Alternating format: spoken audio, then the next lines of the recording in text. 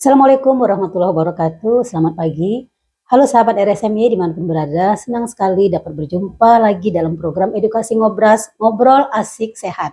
Suatu program yang dapat memberikan sahabat banyak informasi dan tips-tips kesehatan yang langsung dari ahlinya. Untuk ngobras kali ini kita akan bicara mengenai penyakit ginjal pada usia muda. Nanti kita tanyakan langsung kepada narasumber kita pada hari ini, yaitu Dr. Tri Hadi Susanto, MKes SPPD KGH atau konsultan ginjal hipertensi. Nah, sebelum kita lanjutkan ngobrol, kami ingatkan kembali kepada sahabat untuk tetap subscribe, like dan komen di YouTube PKRS RSMY. Dan jangan lupa nyalakan notifikasi agar kamu tidak ketinggalan informasi kesehatan menarik yang kami bagikan. Oke, baik sahabat RSMY, pada pagi hari ini yang bahasan kita seperti kita katakan tadi, kita akan membahas tentang penyakit ginjal pada usia muda. Nah, kita ketahui penyakit ginjal itu adalah di mana terjadi penurunan fungsi ginjal, baik itu secara strukturnya yang terganggu ataupun secara fungsinya.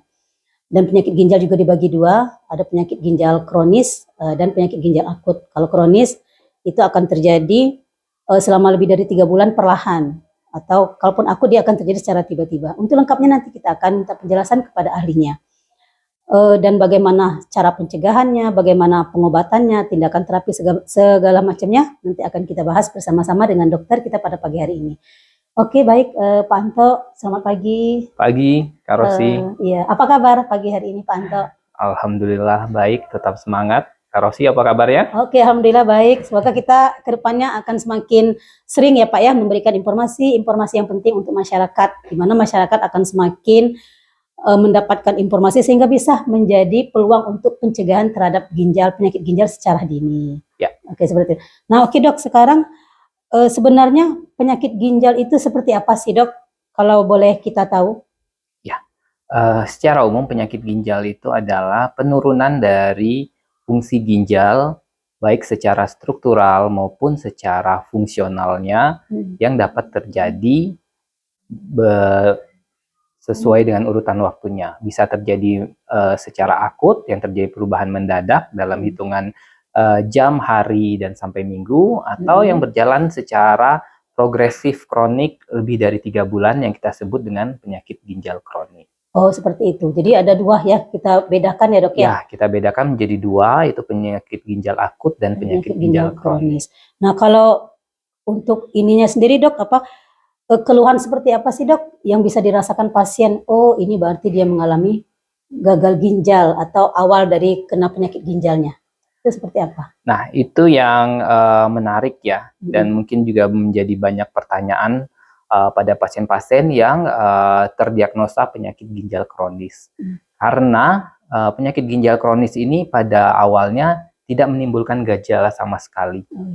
Jadi dia baru menimbulkan gejala setelah stadiumnya menjadi lanjut. Kita ketahui bahwa stadium penyakit ginjal kronis itu bisa stadium 1 sampai stadium 5. Dan dia baru menimbulkan gejala itu setelah stadium 4 ke atas. Nah, hal inilah yang terkadang menjadi momok pada pasien-pasien yang terdiagnosa penyakit ginjal kronis karena merasa dia sehat-sehat aja selama ini. Kok tiba-tiba sudah langsung terdiagnosa dengan penyakit ginjal kronis. Sehingga pencegahan dan deteksi dini sangatlah penting pada penyakit ginjal. Oh, seperti itu. Kalau boleh tahu kan, ini kan berarti masyarakat yang kemudian tiba-tiba terdiagnosa gagal ginjal ini kan nggak tahu dia tiba-tiba, oh udah stadium 4, udah stadium 5. Sebenarnya penyebabnya apa sih Dok? Ya, ini topik kita kan tadi penyakit ginjal pada usia muda. Ya, tapi betul. Sebelumnya saya jelaskan dulu penyebab tersering dari penyakit ginjal kronis. Penyebab tersering dari penyakit ginjal kronis, kalau secara keseluruhan di dunia itu penyebab nomor satunya adalah diabetes. Kemudian diikuti dengan hipertensi dan penyakit ginjal lain seperti glomerulonefritis, autoimun, infeksi, obstruksi. Sedangkan kalau berdasarkan data kita di Indonesia, penyebab paling banyak dari penyakit ginjal kronis berdasarkan data Indonesia adalah hipertensi nomor satu. Ya, dan yang kedua baru diabetes. Seperti itu. Ya, tapi penyakit yang lainnya juga turut berperan. Jadi penyakit etiologi yang terbanyak adalah hipertensi dan diabetes, kemudian diikuti dengan penyakit ginjal lain seperti peradangan di ginjal, glomerulonefritis, kelainan autoimun, kemudian uh, penyakit-penyakit obstruksi seperti batu saluran kemih, infeksi saluran kemih yang berulang, kemudian diikuti juga ada penyakit akibat nefrotoksik atau paparan terhadap zat atau obat-obatan yang toksik untuk ginjal. Kemudian tidak kalah juga ada penyakit herediter dan genetik seperti penyakit bawaan pada anak, kemudian penyakit polikistik ginjal. Nah, semuanya menjadi etiologi dan penyebab dari penyakit ginjal kronis. Oh, jadi sebenarnya banyak ya. Makanya kenapa masyarakat itu tiba-tiba dia didiagnosis ginjal, ternyata selama ini dia nggak kontrol segala macam ya dok, sehingga nggak terkontrol ya antara penyakit yang dia miliki, kemudian menyebabkan terjadi kerusakan ginjal. Ya, makanya penting sekali kita untuk cek berkala secara rutin, terutama pada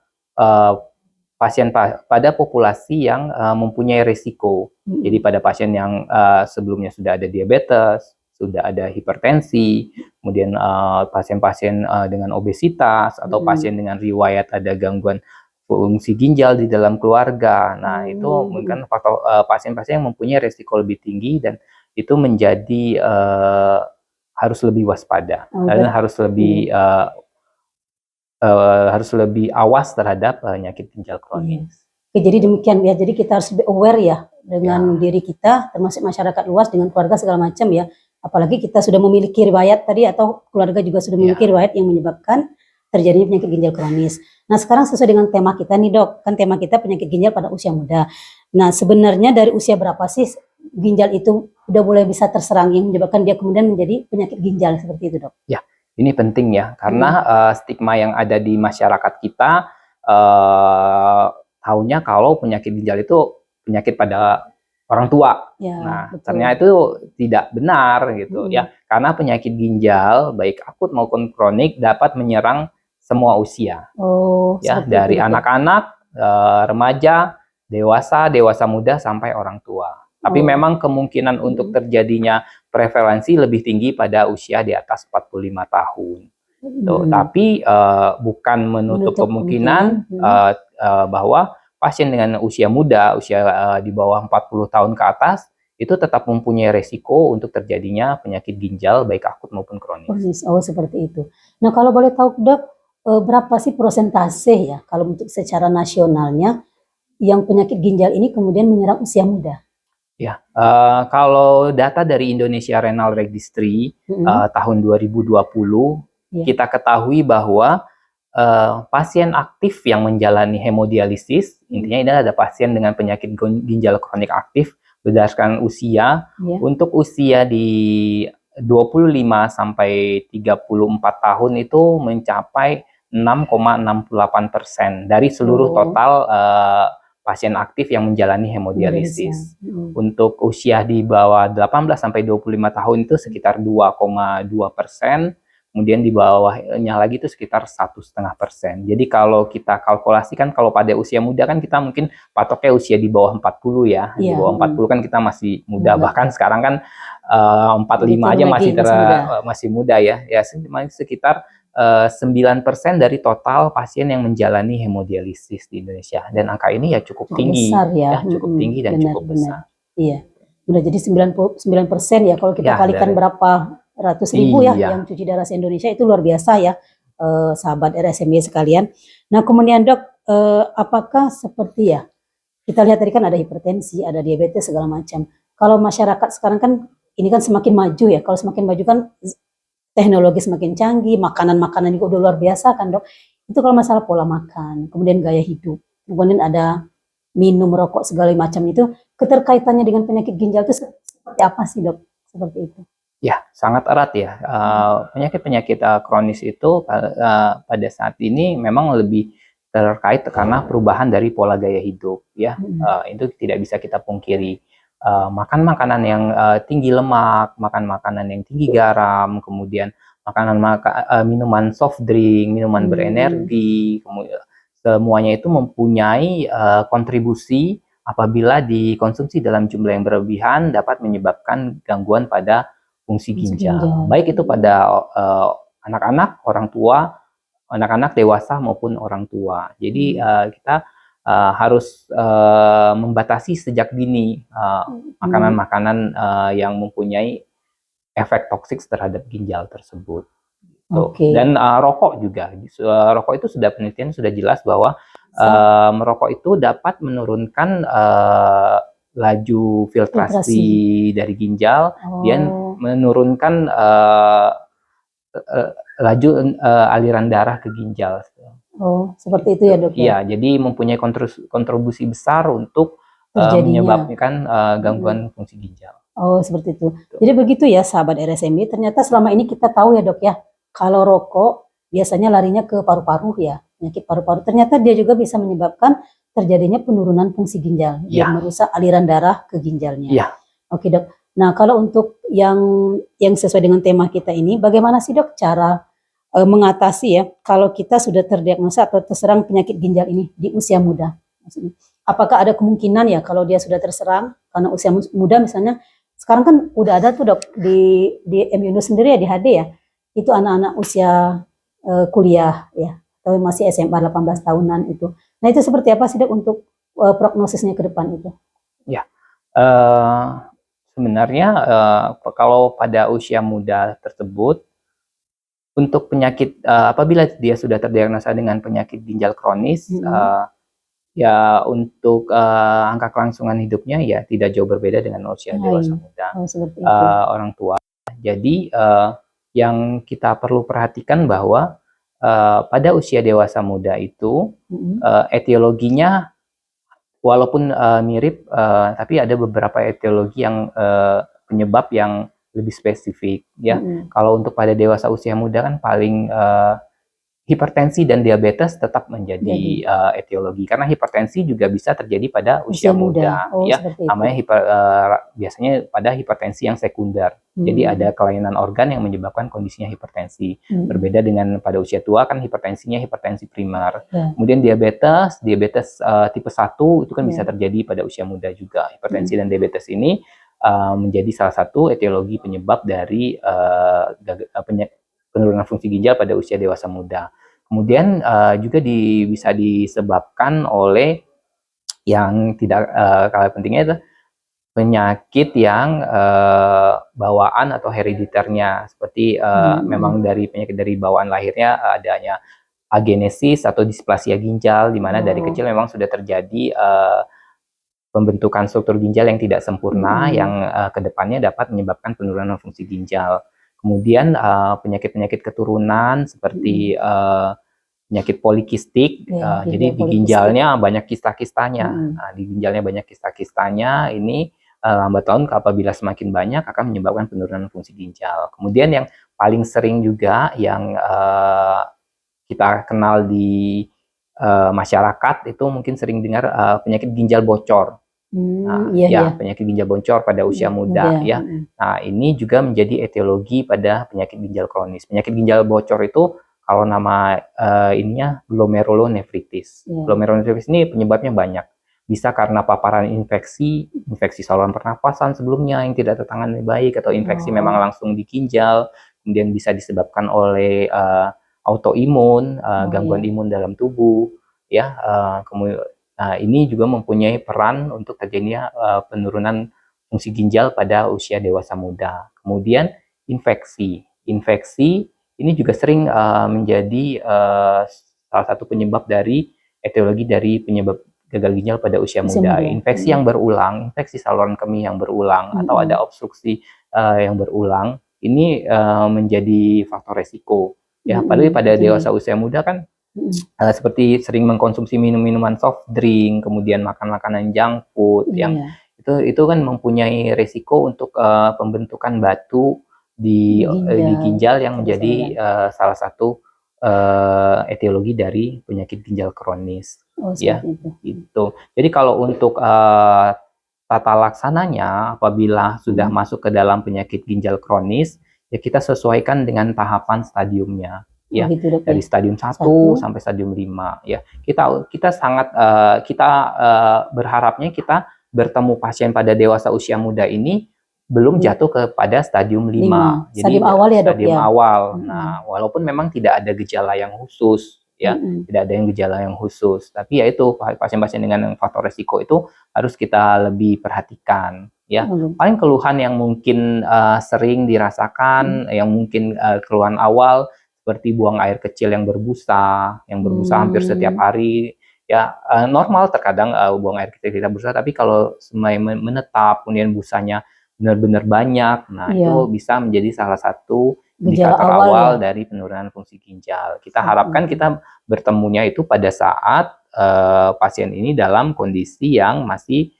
stadium 4 ke atas, atau stadium 3 ke atas, sehingga kita mengusahakan kalau masuk ke penyakit ginjal kronis itu untuk sembuh tidak, tapi kita perlambat progresivitasnya. Nah, ya, jadi kalau yang sembuh ini juga menjadi banyak pertanyaan. Sebenarnya penyakit ginjal itu bisa sembuh nggak sih? Iya, benar, Dok. Nah, tadi kan dibilang penyakit ginjal itu ada dua, penyakit ginjal akut dan ginjal kronik.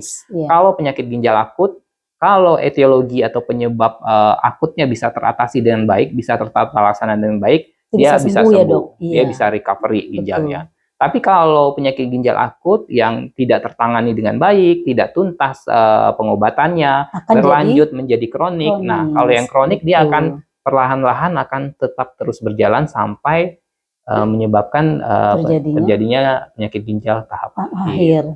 Seperti itu, Dok. Nah, kalau untuk kalau untuk kita ketemu di awal ya mungkin senang ya, nakes dimanapun kalau ketemu di awal artinya kita masih ada peluang ya, Dok, untuk mempertahankannya lebih lama lagi atau bisa menyembuhkannya begitu, Dok, ya. Pernah nggak, Dok, misalnya pasien itu terdiagnosis stadiumnya udah 1-2, kemudian bisa tidak HD untuk selama-lamanya, itu bisa ya, Dok, ya? Seperti apa sih, Dok, sebenarnya? Kalau pasien yang terdiagnosa di stadium 1 dan 2, maksudnya kan memang dia belum butuh terapi pengganti ginjal. Iya, betul. Artinya kan ada pencegahannya, Dok, ya? Ya, nah itu ya kita berharapnya dia selama mungkin di stadium itu. Gitu. Seperti ya, itu. emang itu tujuan dan pencegahan yang akan kita lakukan. Kita kontrol semua komorbiditas yang ada pada pasien tersebut. Artinya bisa dipertahankan ya, Dok? Tidak jatuh sampai ke stadium akhir seperti itu ya? Target kita adalah mempertahankan tersebut. Tapi itu perannya tidak hanya dari tenaga kesehatan, tapi dari diri pasien sendiri. Ya, karena yang kita kontrol banyak sekali. Ya, kita kontrol pola hidupnya, kita kontrol pola makannya, aktivitasnya, tidurnya, kemudian komorbid yang ada, tekanan darahnya, berat badannya, terus pikiran, kelola stres, semuanya kita kontrol. Terus kemudian pasiennya juga kita kontrol jangan sampai ada infeksi yang nanti akan memperberat fungsi ginjalnya. Seperti itu. Jadi PR penting kita itu malah pada pasien-pasien dengan stadium 3 ke atas, supaya mereka tetap berada di stadium itu. Kalau memang sudah stadium 4 akhir atau stadium 5, ya pilihannya sudah tidak banyak lagi, ya pilihannya terapi pengganti ginjal. Seperti itu ya, Dok, ya. Nah, untuk saat ini apa aja sih, Dok, terapi pengganti ginjal ya, baik itu yang terserang dia menyerang yang usia muda tadi atau yang dari kecil sampai yang tuanya. Terapi pengganti ginjal apa aja yang bisa kita laksanakan di RSMI sekarang, Dok? Ya. Kalau terapi pengganti ginjal itu ada 2 macam. Yang pertama, yang paling bagus memang transplantasi ginjal. Ya, jadi ginjal yang rusak diganti sama ginjal yang baru. Ada donornya ya, transplantasi ginjal. Ini memang terapi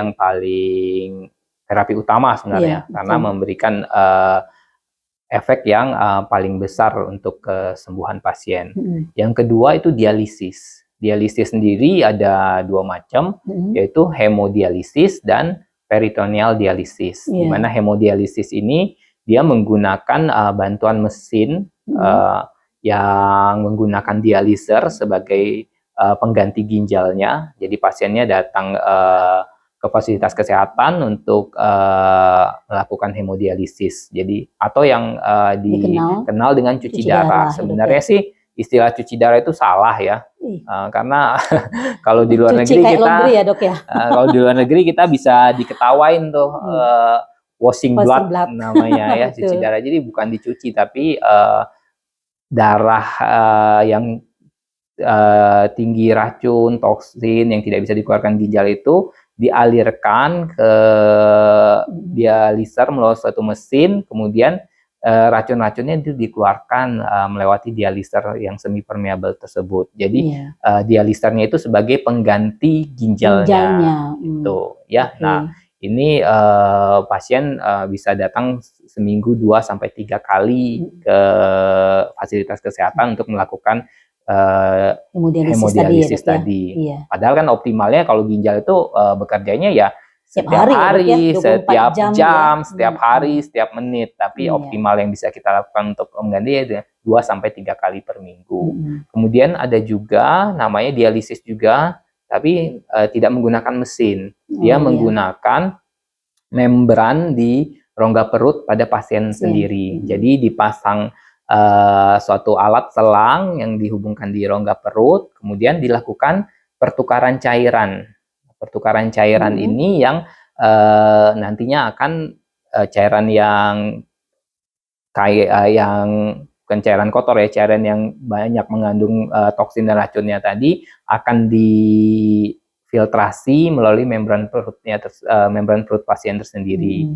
Nah, pada peritoneal dialisis ini dia tidak tergantung pada fasilitas kesehatan karena dia akan melakukan mandiri secara di rumah. Seperti itu. Jadi kalau pada pasien-pasien yang usia masih muda, aktivitas masih banyak, kemudian peritoneal dialisis ini menjadi salah satu yang pilihan ya dok ya, yang pertama ya dok ya sebaiknya. Ya, pada usia muda. Jadi kalau pada usia muda yang kadang masih sekolah atau ini kan dia susah kalau untuk datang ke fasilitas kesehatan untuk hemodialisis. Nah, bisa disarankan untuk peritoneal dialisis. Jadi dia secara mandiri melakukan dialisis di rumah dengan menggunakan pertukaran cairan, pertukaran yang khusus ya. Jadi kalau terapi ginjal tetap 3 tersebut. Seperti itu. Berarti tetap kalau yang terbaiknya tetap transplantasi tetap ya dok? Tetap transplantasi ginjal. Nah di sini juga kalau apa? Oh iya, tadi kan ditanyakan yang bisa dilakukan di RSMY pada saat ini. Kita baru bisa untuk dialisis ya. Dialisis itu baik hemodialisis maupun CAPD maupun peritoneal dialisis ya. Kalau untuk transplantasi ginjal kita belum tidak bisa. Tapi belum ya. Mungkin kedepannya ya dok kedepannya. Ya. Seperti itu. Oke, tadi dokter menjelaskan bahwa pada usia muda ini ya, yang di bawah 40, dari 18 sampai 45 tahun bisa jadi seperti itu ya. Itu kan kalau dia memang tidak punya penyakit keturunan atau herediter seperti hipertensi, DM segala macam tadi. Ini kan masalah gaya hidup tadi. Atau juga tadi disebutkan penyebab yang bisa menyebabkan, atau penyebab utamanya bisa menjadikan kemudian dia bisa terjadi penyakit ginjal tadi adalah glomerulonefritis tadi ya dok. Nah ini kayaknya perlu saya tuh pengen di sini dok, bagaimana kita ya sebagai tenaga nakes ya, udah ada Pak Anto di sini sebagai konsultan ginjal hipertensinya. Glomerulonefritis itu kan terkadang infeksi ya, infeksi ini sering dilalaikan. Misalnya dia sudah terkena demam atau seperti kencing sakit segala macam, dia obat beli sendiri. Itu seperti apa sih dok? Atau yang Pak Dokter ngomong tadi, bicarakan tadi, anak-anak ini sangat senang, dan saya sering lihat anak-anak SMA keluar dari sekolah atau pulang itu nentengnya soft drink, nentengnya minuman-minuman yang berwarna seperti itu kan. Nah ini juga mungkin 1 tahun 2 tahun mungkin aman ya dok ya, walaupun itu dikonsumsi terus-menerus, nanti lama-lama kan akan menyebabkan terjadinya kerusakan ginjal juga. Nah itu seperti apa sih dok? Yang sering gini dok, dia sudah infeksi, kemudian infeksinya tidak selesai, itu bisa larinya ke glomerulonefritis sehingga menyebabkan dia menjadi penyakit ginjal. Itu seperti apa dok? Ya, usia muda tadi. Seperti saya bilang tadi, glomerulonefritis itu penyebabnya banyak ya. Ada glomerulonefritis yang primer dan ada glomerulonefritis sekunder. Oh gitu, ada 2 ya dok ya? Ya, glomerulonefritis primer dan sekunder yang bisa disebabkan karena adanya infeksi, seperti infeksi kuman Streptococcus yang paling kalau pada anak-anak yang sering pada infeksi di saluran pernapasan atas ya, pada anak-anak dan usia muda yang tidak tertangani dengan baik, menyebabkan infeksi juga, kerusakan atau infeksi juga di glomerulusnya. Glomerulus itu satu bagian dari ginjal yang berfungsi untuk menyaring atau filtrasi. Nah, infeksi yang tidak tuntas ini, pengobatan yang tidak adekuat, kemudian pemakaian antibiotik yang tidak tepat, dosis dan lama pemakaian yang akhirnya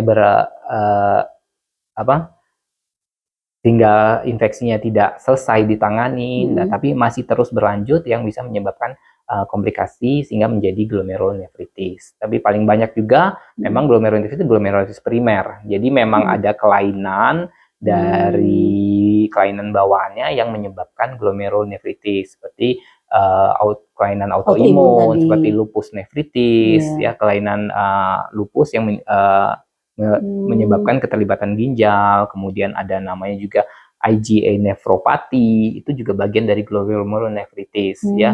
Paling sering pada usia muda itu yang menyebabkan penyakit yang terkadang tiba-tiba sudah sampai stadium akhir itu salah satunya itu IgA nephropathy. Jadi ada imunoglobulin yang ada kelebihan kadar imunoglobulin yang berlebihan di dalam tubuhnya sehingga menyebabkan kebocoran di glomerulusnya dan ini sifatnya cenderung progresif. Lebih cepat ya. Kemudian ada juga penyakit-penyakit lain seperti Goodpaster syndrome, jadi juga salah satunya dapat menyebabkan glomerulonefritis.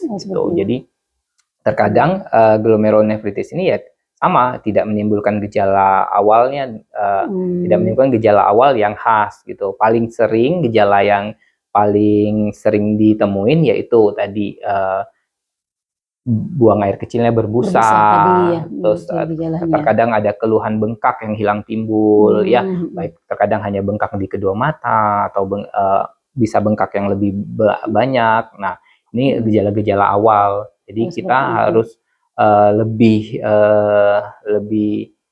aware lagi terhadap gejala-gejala awal ini. Jadi kalau memang ada gejala yang terjadi pada kita atau mungkin pada saudara atau keluarga kita pada usia muda, jangan disepelekan gitu maksudnya ya, bisa dilakukan pemeriksaan. Kemudian kalau untuk gaya hidup seperti minum-minum soft drink, ya benar, makanan atau minuman yang kalau soft drink itu kan minuman yang mengandung pengawet banyak, kemudian pewarna, kemudian kadar gulanya tinggi ya.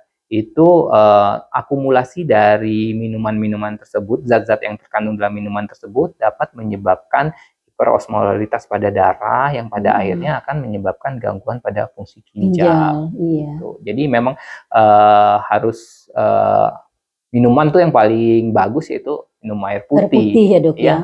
Kadang minum gelas ya dok ya. Ya, 8 gelas kali. Kadang minuman berenergi juga. Tapi bukan sport drink ya, jadi ada minuman berenergi itu beda dengan kalau sport drink itu isinya elektrolit tubuh ya. Nah, minuman berenergi itu juga banyak mengandung zat-zat yang kalau terakumulasi di ginjal menjadi tidak baik. Tidak baik. Iya. Berarti bisa dibedakan ya dok ya antara soft drink dengan seperti itu. Gitu. Ya paling bagus yaitu air putih ya dok ya. Iya. Jadi menjadi aware kita semua ya sahabat RSMY. Pada saat ada gejala kita bisa konsultasikan ke dokternya. Nah sekarang RSMY ini kan udah punya ini dok, sudah punya poli layanan baru ya, poli ginjal hipertensi. Sebenarnya yang boleh pasien-pasien apa aja sih yang boleh ke poli ginjal hipertensi yang khususnya ya? Takutnya saya mau periksa ginjal, boleh nggak seperti itu dok? Langsung ke poli ginjal hipertensi atau harus ke layanan yang lain dulu? Seperti apa sih dok yang benarnya? Sekarang kan kita di RSMY membuka poli khusus ginjal hipertensi.